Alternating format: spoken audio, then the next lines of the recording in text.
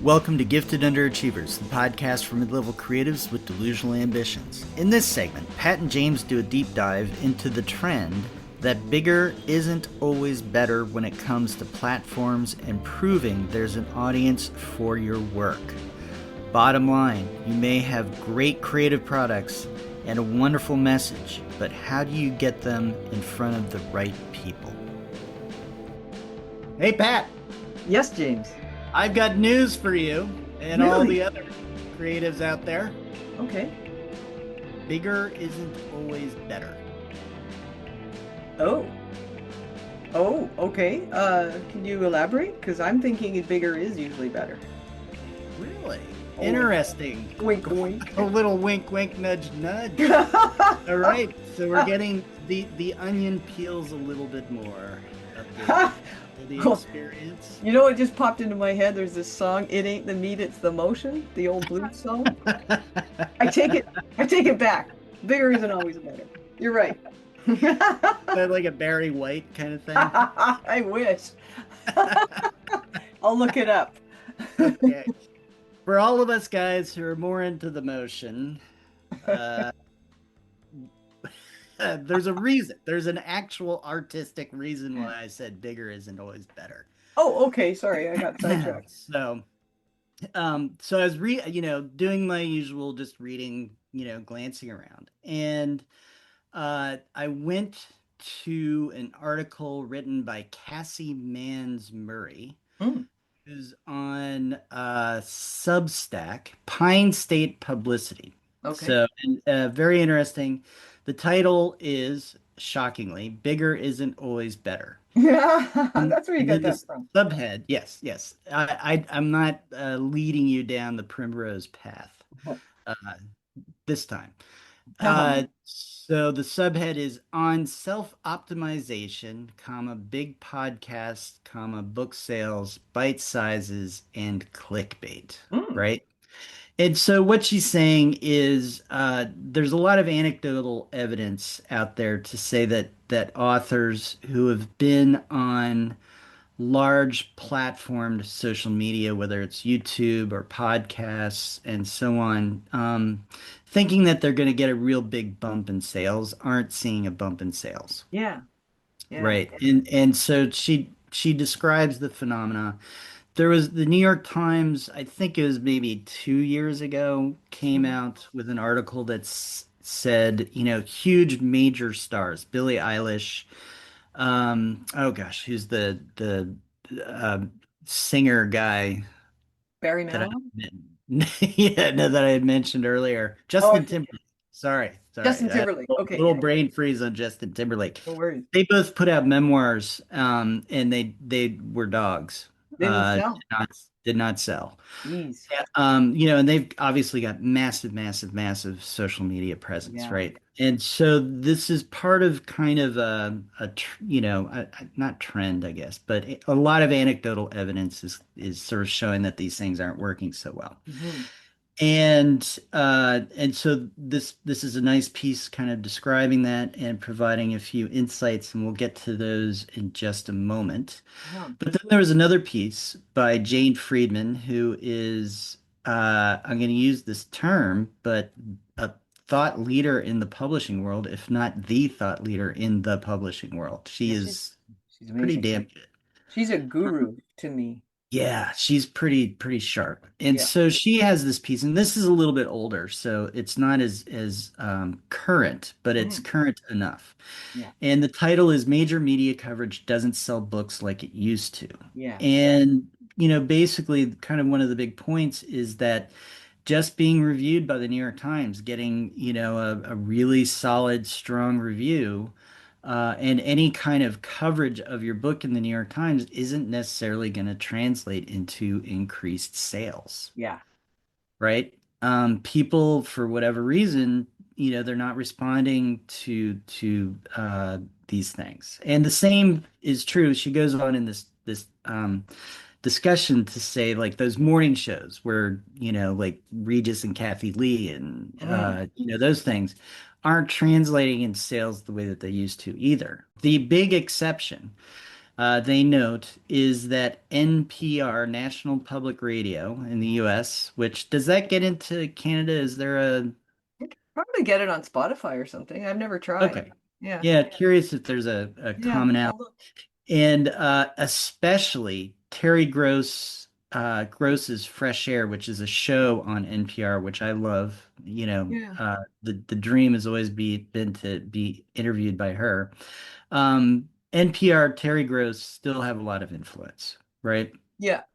And Interesting. so the bottom line that Jane Friedman comes to is the way people purchase books has changed dramatically. Right.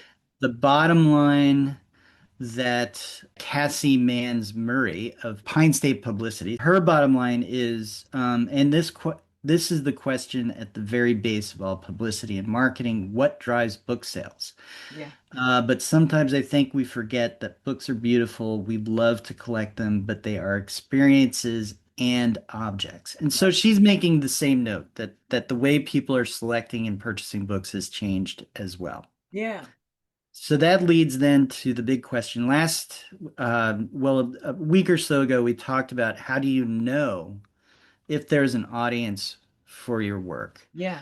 And today, the question is, how do you prove there's an audience for your work within the context that social media and mainstream media just aren't carrying the weight anymore, or Yeah. as you would expect? Yeah. Very I'm gonna interesting. I'm gonna throw it over to you. What do you Well, think? shit, man. I think it's a great question because um proving so they've disconnected the idea that having a huge social media following means you're going to sell a bunch of books or a bunch of tickets to your shows or whatever creative endeavor you're doing. Um, so how do you do it then? How do you do it is the question, and I have no fucking clue. I'm clueless. How do you prove? Yeah, I'm turning it right back to you. I don't know, and that's the big one, isn't it?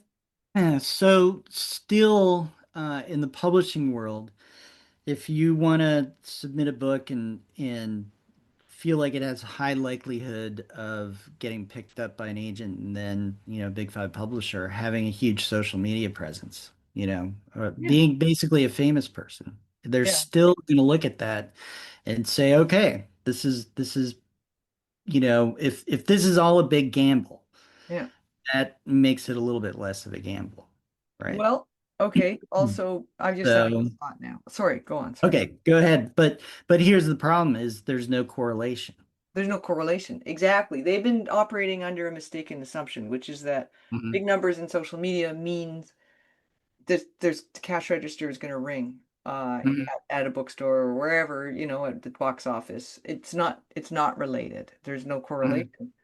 Or maybe a very slight correlation, but it doesn't translate to making a profit off these artists. mhm. So now I'm thinking there's the thing that people used to use as a proving an audience exists, which is previous sales. Yeah.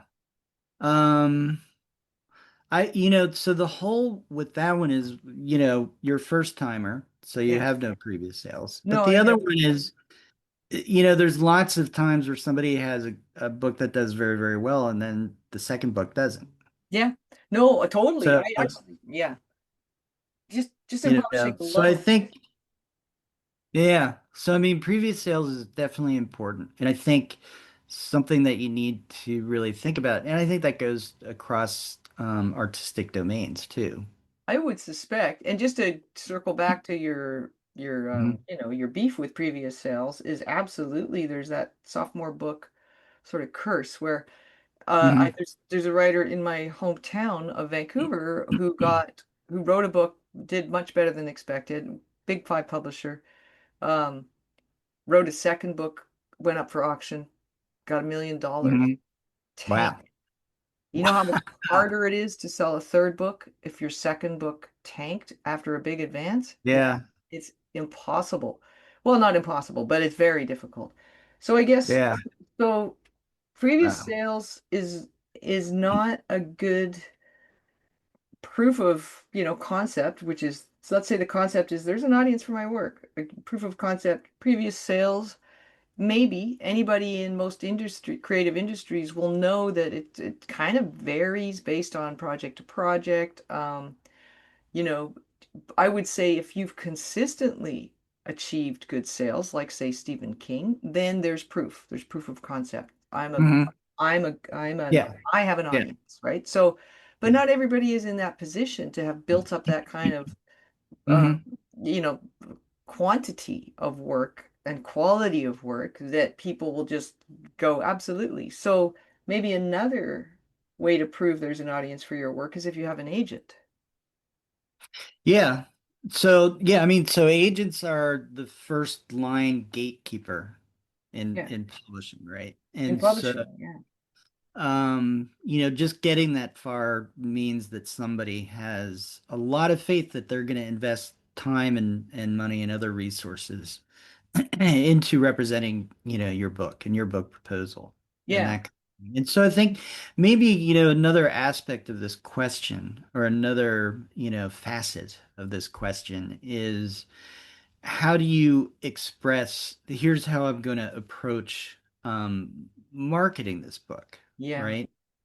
And or piece of art. And so, one thing that I do, so I do book proposals for the clients that I work with. And it's very, very rare for somebody to come to me where I already know they've got a huge platform or a big platform and Mm. we're going to have less resistance. And interestingly enough, I have one person I'm working with who has a very good sized platform, but we're kind of running into a little bit of a brick wall. And I have somebody who has virtually no platform, but we have an agent. It's going out to publishers next month. Yeah. So it's always a little bit hard to really kind of guess. But one of the things I did some work with somebody who's sort of founder president of a company that basically does online ads, right? Okay. Yeah. And they're hyper targeted. And the example that they give is they could work with a pizza place in New York City, Hmm. and they could target those ads to the time when people are most likely to want to buy a pizza, right? So it could be like dinner time and then when bars get out, Yeah, I was or just people thinking that. tend to get out of bars. And they can target it to say a 5 block radius around that one pizza area. Wow. So at those times, people are getting very specific advertising for this pizza parlor in a very specific area. And there's even more that they can do to slice and dice it. So Cool. for me, being able to use that capacity creatively as an artist might be one way to kind of leverage technology to your advantage. Oh, And the other thing that I'll say about that is you pay for it based on a per click basis. yeah. So it's not like buying a magazine ad where you have to lay out a huge amount of money. You can set a budget. You could say $5 a day, Okay. right? Yeah. And then maybe you measure the number of clicks you get. In the first 10 days or whatever. And Yeah. you only spent $50. Yeah.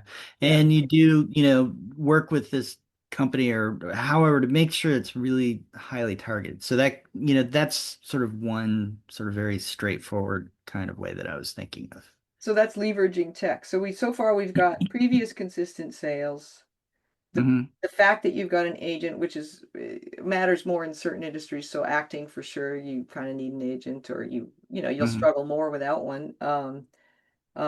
Writing, yes. Or and now we were saying leveraging tech and spending a little bit of money. And the example you're using is targeted Hmm. ads. So the the third one works as proof if your sales are good. So it kind of circles back to the first one Well, because I would say, again, I'm thinking more on the level of I'm pitching, right? oh, I And see. Yeah. so I'm pitching a gatekeeper, whether it's an agent or a publisher. Yeah. And so you could run an experiment where you do a highly targeted set of ads, figure out what your click rate is, extrapolate, if I spent $50 and I got this response. If I spent 500, I would get this response. If I spend 1,000, I would get this response. And then you can grow it out, Yeah. right, to more of what you would think of as a, maybe a standard marketing budget for that kind of advertising. So who are you targeting with that ad? Are you targeting an agents? Are you just trying to get No, I'm traffic just again? trying to show that people will click, right? That there's a Oh, I response, see. I see. Okay. So you're right? targeting people, your name, I Yeah, mean? general public. Okay. My target audience for my creative endeavor, Yeah, right? yeah. So okay, so Um, okay. yeah, So it is related to sales in that the goal if you use a targeted ad is for them to click through and get to your whatever you're selling, right? right. And it's separate from do they actually buy it, Okay. So you get right? so many website visitors a month. Is that Right. Yeah, like you metric? up your web, but all of these online ad utilities have these tracking features. So Yeah, yeah. you know how many clicks you're getting. You can look at geographic distribution, all these kinds of things. So you get all this contextual information as well. Okay. So that's one very techie kind of way to do it. In this bigger isn't always better piece, she advocates authors should have long view hopes. Yeah. And I would encourage this in general. Long view goals would be, I want to be able to sell the next book. Yeah. I'm hoping to boost my speaking and visiting credentials. I want to be on people's short list when they think about an author who writes, and then, my particular genre or type, whatever it is that I'm writing. Yeah.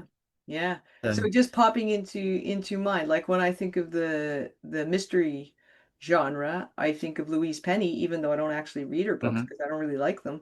I think of Anne Cleeves, whose books I do Yeah. read and like, you know. Yeah. And I guess there's a guy, an Australian writer, Benjamin something. I don't even know his name, but his books are great. So it's kind of a name recognition thing. I would be able to find his books in a heartbeat. The mystery is that he writes everyone in my family has killed somebody. Everybody on this train is a suspect. Like he's got these Mhm. really fun puzzle mysteries. And so that's the example of me being of what the writer of the Substack we're talking about. I forget her name, sorry. That's what she means. I want to be on the list Yeah. of the top two or three people somebody thinks of when they think about an author who writes X, Y, or Z. Right. Okay. Right. And so, so there's the obvious one, and people do this already, already ad nauseum, which is try and get Ann Cleeves to say my book is good, Oh, true. right? Or to write the Blurbs. blurb and that kind of thing, right? Yeah. Yeah. So, but maybe there's another way to have, you know, so people who love mysteries love the heck out of mysteries. And when they find an author that they like, they really are incredibly, intensely loyal, Plow their right? way through them. I'll read every single one by those three. Well, I don't read Right. every one, but anyway, yeah. For these. Right. So for you, how would, if I was an author of a mystery and I'm thinking, I want to get Pat to buy my book, Yeah. and she really likes Aunt Cleves. Yeah. So somehow I need to build an association. Right. But what I've written is in that same vein, and you won't be disappointed. Yeah. Yeah. Like make the promise. Yeah. Interesting. Well, you could suggest it as a comp on your marketing material, right? So Yeah. say you write a book and if you love Ann Cleeves, this book is for you, Hmm. right? Yeah. And then you're making an assertion that may or may not be valid, but at least you've got my attention. Yeah. So, and I wonder though, so maybe, oh, here we go. Here's an idea. So I know Pat Dobie likes Ann Cleves. I've written a mystery book that I feel is inspired by and has some association with. So I get Pat, who's the big fan of Ann Cleves, to write a little blurb Yeah. Yeah. saying, as president of the Ann Cleves fan club, Yeah. Right? I would need some you know? legitimacy other than Joe Schmo, but yeah, for sure. Yeah. So maybe that's a better way to approach it than crossing your fingers and trying to find Aunt Cleve's email address and That is a really good idea. And now that I think about it, when I was writing a book, historical fiction, I mean, it had some aspects that were very there was sort of nerdy aspects, like you might think, there's a Train Spotters Association in the UK, Mm, probably worldwide.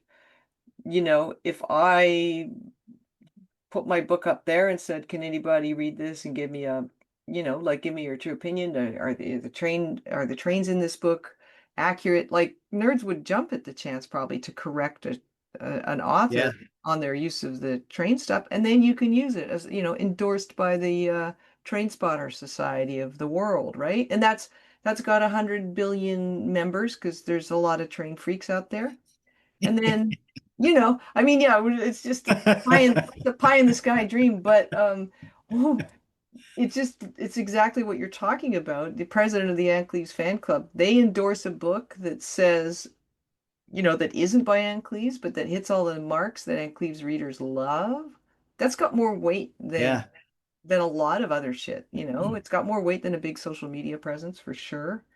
To me. Yeah. And you don't have to limit yourself to that one. You could say, here's one very famous mystery writer and her fans. I've got this way to substantiate that her fans may be inclined to want to read this book. But there's also the other really great well-known mystery writer, and I can also substantiate that that person's fans may want to read this book Yeah, and yeah. kind of, have a set of however many.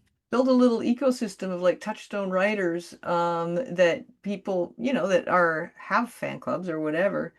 And Mhm. then just to circle back to the train spotter idea, you're not so much saying, oh, people who read books by this writer will also want to read my book because I'm endorsed by this fan club. You're saying people who are interested in this thing that is in my book, that is a big aspect of my creative work, Mm, whatever, whether it's a book or a movie or anything, those people have said this is worth reading or watching if you love trains, mm, then you've got it covered from content perspective as well as from a sort of a touchstone writer perspective, mhm. or auteur if you're talking about the movie industry. I mean, and just to I know I'm going on about trains, but one of my kids and I have this plan that we're gonna do a movie marathon Uh-huh. just with iconic movies set on trains. Oh, cool. Snowpiercer, Bullet, was it Bullet? Anyway, obviously Murder on the Orient Express, which you've already seen. Bipolar Express. But there's so many movies set on trains, and we're like, yeah, we're the perfect fans for that because we both really love trains. So anyway, all that to say, Cool. there's more than one way to prove that you might have a following. Yeah. So yeah, and so that is I think, we wanted to have more of our mid-level type segment, so maybe we'll call it here, but We'll the call it again. idea being that the sort of traditional ways that people have thought about doing this aren't necessarily working as well as they used to. Yeah, So yeah, this level of ideation and reflection and just hashing it out. Maybe, the big thing is just getting somebody you trust and having this kind of conversation. How can we get our art where we want it to be? yeah. And that circles back to the writer, the Substack writer, Pine State Publicity. Sorry, I can't remember her name. Who's basically her advice in a nutshell is to have long view hopes, and that's what we're Mm, talking about. Maybe hopes is not a great word, but long view, a long view on this stuff. You can't build what we're talking about overnight. right, right. But you don't have to at the same time. I don't think you have to spend a gobsmacking amount of money. Yeah. And I don't think you have to make it any more complicated Yeah. than it needs to be. Yeah. Send a few emails, see what happens. Yeah. All right. All right. Wunderbar. Wunderbar. You weirdo. Thanks for listening to Gifted Underachievers, the podcast for mid-level creatives with delusional ambitions. We'd love to hear how we're doing, so please leave a comment, join our chat page, or send us an email at giftedunderachievers@substack.com. Also, you can find us on Spotify, iTunes, and anywhere else you like to get your podcast. And please, please, please hit the share and or subscribe button. It really does help us out. Thank you, and have an awesome day.